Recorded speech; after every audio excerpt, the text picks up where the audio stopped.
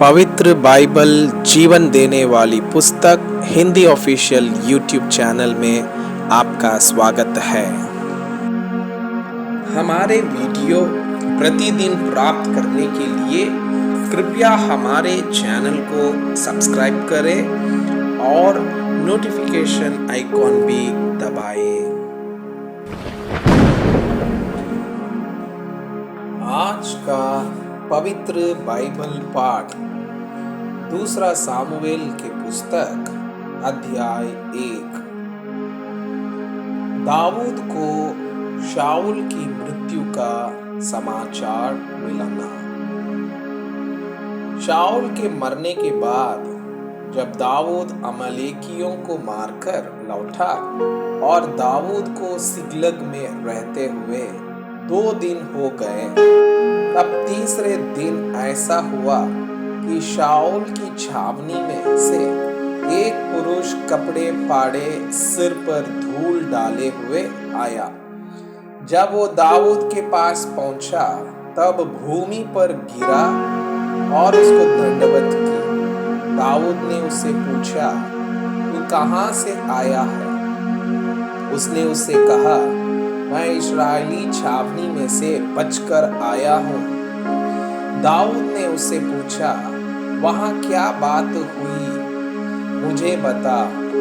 उसने कहा, यह कि लोग रणभूमि छोड़कर भाग गए और बहुत लोग मारे गए और शाऊल और उसका पुत्र योनातान भी मरे गए हैं। दाऊद ने उस समाचार देने वाले जवान से पूछा, तू कैसे जानता है कि शाऊल और उसका पुत्र योनातान मर गए?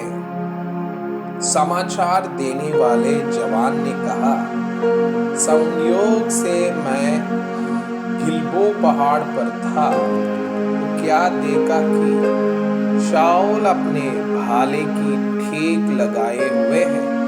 फिर मैंने यह भी देखा कि उसका पीछा किए हुए रथ और सवार बड़े वेग से दौड़े आ रहे हैं। उसने पीछे फिरकर मुझसे देखा और मुझे पुकारा।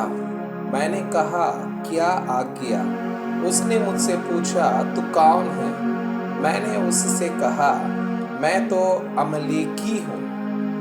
उसने मुझसे कहा, मेरे पास खड़ा होकर मुझे मार डाल, क्योंकि मेरा सिर तो घुमा जाता है परंतु प्राण नहीं निकलता। तब मैंने यह निश्चय जान लिया कि वह घिर जाने के पश्चात नहीं बच सकता। उसके पास खड़े होकर उसे मार डाला और मैं उसके सिर का मुकुट और उसके हाथ का कंगन लेकर यहाँ अपने प्रभु के पास आया हूँ। तब दाऊद ने अपने कपड़े फाड़े और जितने पुरुष उसके संग थे उन्होंने भी वैसा ही किया। और वे शाऊल और उसके पुत्र योनातान और यहोवा की प्रजा और इस्राएल के घराने के लिए छाती पीटने और रोने लगे और सांझ तक कुछ न खाया, इस कारण कि वे तलवार से मारे गए थे। फिर दाऊद ने उस समाचार देने वाले जवान से पूछा, तू कहाँ का है? उसने कहा, मैं तो परदेसी का बेटा अर्थात अमालेकी हूँ। दाऊद ने उससे कहा, तू यहोवा के अभिषेक्त को नष्ट करने के लिए हाथ बढ़ाने से क्यों नहीं डरा? अब दाऊद ने एक जवान को बुलाकर कहा, निकट जाकर उस पर प्रहार कर। तब उसने उसे ऐसा मारा कि वो मर गया। और दाऊद ने उससे कहा, तेरा खून तेरे ही सिर पर पड़े, क्योंकि तूने यह कहकर कि मैं ही ने यहोवा के अभिषिक्त को मार डाला, अपने मुंह से अपने ही विरुद्ध साक्षी दी है। शाऊल और योनातान के लिए दाऊद का विलाप गीत। तब दाऊद ने शाऊल और उसके पुत्र योनातान के विषय यह विलाप गीत बनाया और यहूदियों को यह दुनश नामक गीत सिखाने की आज्ञा थी। ये याशेर नामक पुस्तक में लिखा हुआ है। हे इस्राएल, तेरा शिरोमणि तेरे ऊंचे स्थान पर मारा गया। हाय शूरवीर, कैसे गिर पड़े हैं। गत में यह न बताओ और न अश्कलोन की सड़कों में प्रचार करना, ना हो कि फलिस्ती स्त्रियां आनंदित हो, ना हो कि खतरना रहित लोगों की बेटियां गर्व करने लगे। हे गिलबों पहाड़ों, तुम पर ना ओस पड़े और ना वर्षा हो और ना बेंट के योग्य उपज वाले खेत पाए जाएं, क्योंकि वहां शूरवीरों की ढालें अशुद्ध हो गई और शाऊल की ढाल बिना तेल लगाए रह गई। जूझे हुओं के लहू बहाने से और शूरवीरों की चर्बी खाने से योनातान का धनुष न लौटाता था और न शाऊल की तलवार चूची फिर आती थी। शाऊल और योनातान जीवन काल में तो प्रिय और मनभावु थे और अपनी मृत्यु के समय अलग न हुए।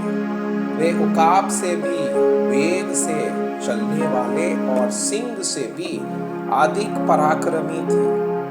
हे इस्राएली स्त्रियों, शाऊल के लिए रो, वो तो तुम्हें लाल रंग के वस्त्र पहनाकर सुख देता और तुम्हारे वस्त्रों के ऊपर सोने के गहने पहनाता था।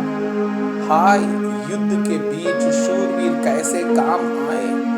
हे योनातान, हे ऊंचे स्थानों पर जूझे हुए, हे मेरे भाई योनातान, मैं तेरे कारण दुखित हूँ।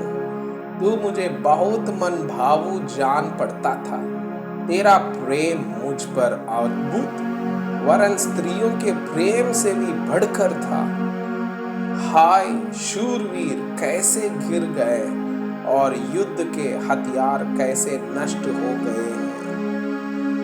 मैं आपसे यह अनुरोध करता हूँ कि कृपया आज का बाइबल पाठ को अध्ययन करें और जिन वचनों के द्वारा आप प्रभावित हुए उसे अपने कॉपी में लिखें और आज दिन भर इस वचनों को अपने जीवन में अभ्यास करें। परमेश्वर चाहता है कि आप उनके समान सिद्ध और पवित्र बन जाएं।